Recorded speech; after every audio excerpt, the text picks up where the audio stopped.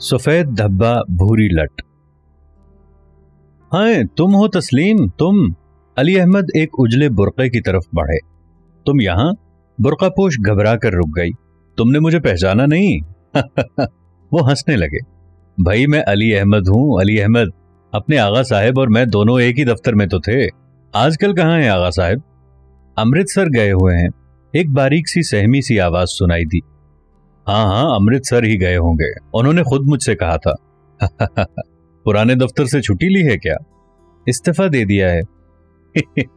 वो हंसे। हाँ इस्तीफा देने को ही तो कहते थे। और तुम यहीं हो अभी? हम भी जा रहे हैं, वो बोली। ओ तो तुम भी जा रही हो? इस सिलसिले में मेरी मदद की जरूरत हो तो बिला रोक टोक कह दो। आगा साहिब और मुझ में कोई फर्क नहीं, हमारे पुराने दोस्त हैं और फिर खानदानी ताल्लुकात हैं। झूठ झूठ। एली का दिल धड़क रहा था। वो महसूस कर रहा था जैसे कोई मकड़ा अपने पंजे फैला रहा हो, ही के तार से जाल बुन रहा हो और मकड़ी करीब हुई जा रही हो और करीब। एली को इस बात पर गुस्सा आ रहा था कि अली अहमद छोटी सी लड़की से भी ही किए बगैर न रहते थे। कितनी छोटी उम्र थी उसकी, जबकि वहां अली अहमद के बराबर की औरतें मौजूद थीं। फिर शायद वो महसूस कर रहा था कि वो लड़की किसी नौजवान की तवज्जो के लायक थी। फिर दफातन उसे सारा और सुबूरा याद आ गई और उसे अली अहमद की आवाज सुनाई दी। सारा सो गई क्या? शर्माओ नहीं तस्लीम। अली अहमद उसे भरमा रहे थे। हाँ बुर्का उठा लो, क्या हर्ज है, डरो नहीं, हम जो तुम्हारे साथ हैं। दफातन सफेद रंग का एक धब्बा एली की आंखों तले उभरा और घुंघरियाले बालों की एक लट लहराई और उसने घबरा कर निगाहें नीची कर ली। अली अहमद को तस्लीम की कलाई पर घड़ी बांधते देखकर न जाने क्यों उसे शदीद सदमा महसूस हुआ, जैसे कोई उसका दिल मसल रहा हो। एली की निगाहों में वो नुमाइश धुंधली पड़ गई। बेबस गुस्से से उसने अली अहमद की तरफ देखा और फिर मुट्ठियां भेज कर चल पड़ा, जैसे उसके दिल में एक अज़्म कायम हो चुका हो, जैसे उसने एक फैसला कर लिया हो। नहीं, मैं इसे सारा नहीं बनने दूंगा, इसकी जिंदगी तबाह नहीं होगी, इसे अपनी उम्र राहिब खाने में बसर नहीं करनी पड़ेगी। नहीं। वो चला जा रहा था। उसके गिर्द लोग शोर मचा रहे थे, टांगे वाले चिल्ला रहे थे, औरतें सीने में बच्चे चिमटाए भागी जा रही थीं, लेकिन उसके जहन में सिर्फ एक ख्याल था, एक इरादा था। सामने शरीफ मुस्कुरा रहा था। एली, हाँ मोहब्बत करो, चाहे किसी से करो, लेकिन मोहब्बत करो।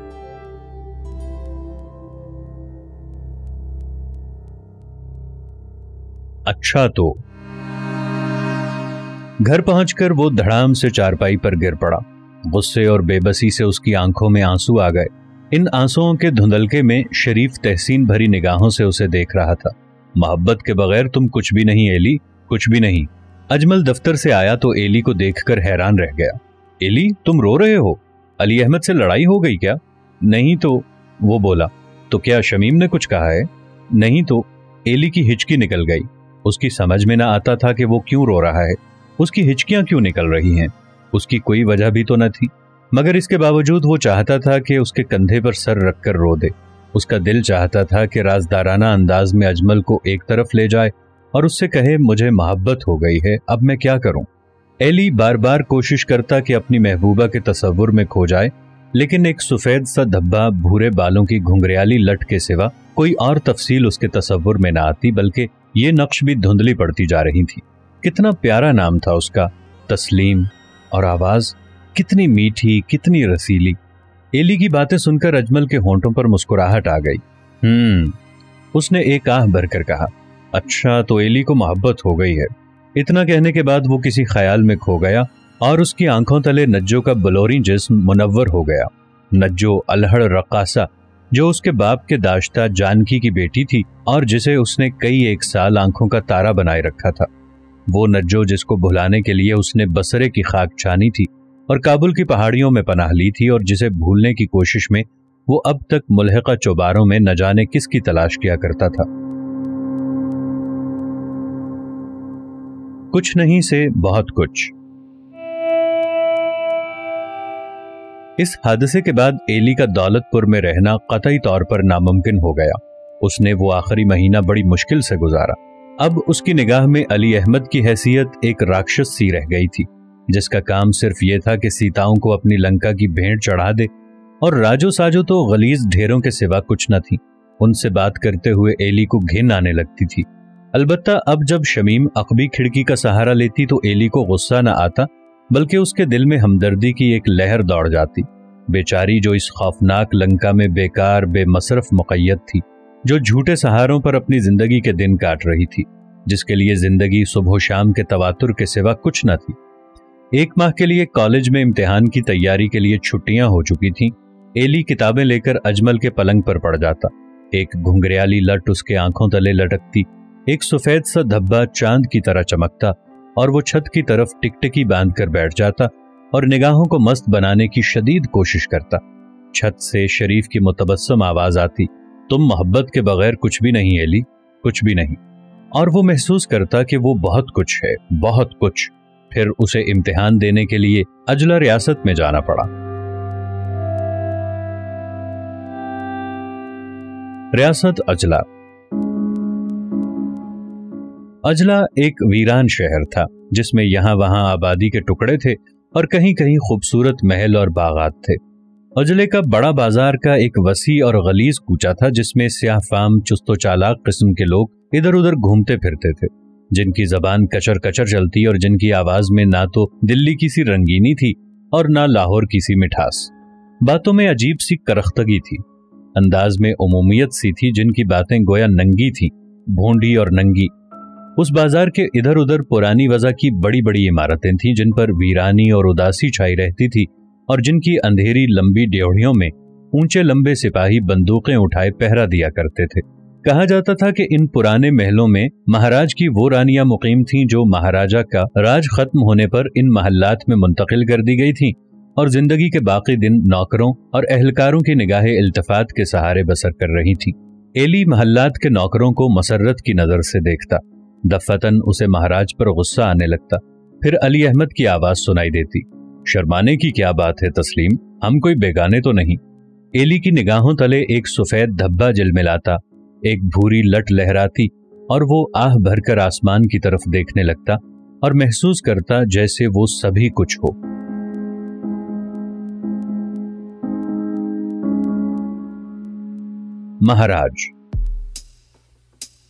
महाराज का मोती महल देखकर एली सहम गया।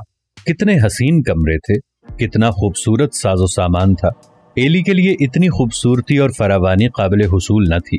ज्यादा आलीशान चीजों को देखकर उसके दिल में डर सा पैदा हो जाता था, एक बोझ सा पड़ जाता था। शाही हम्माम को देखकर वो दंग रह गया।